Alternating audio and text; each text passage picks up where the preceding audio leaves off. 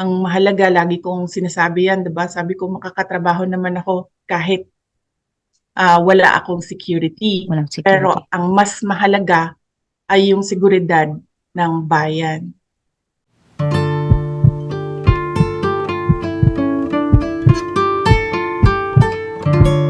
Ma'am, yung recent po na statement ninyo, ma'am, do you consider yourself as an opposition po? Inilatag niyo na po kasi yung mga problema na nakita niyo sa bayan po under this Oo. administration. Sige pa, ma'am. Oo.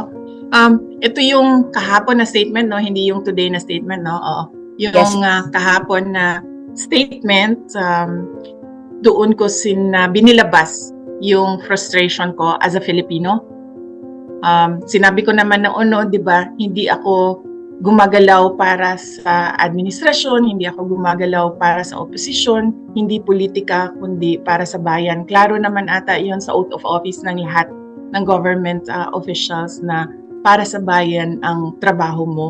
So kung ano yung sa tingin ko tama para sa bayan, yun yung sinasabi ko. So yung frustration ko as a vice president and as a Filipino sa mga nangyayari or naririnig natin sa ating gobyerno, nilabas ko doon sa statement.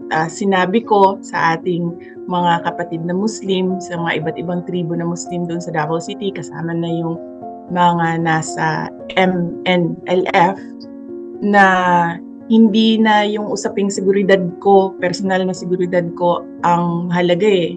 Ang mahalaga, lagi kong sinasabi yan, 'di ba? Sabi ko makakatrabaho naman ako kahit wala akong security. Walang Pero security. ang mas mahalaga ay yung seguridad ng bayan.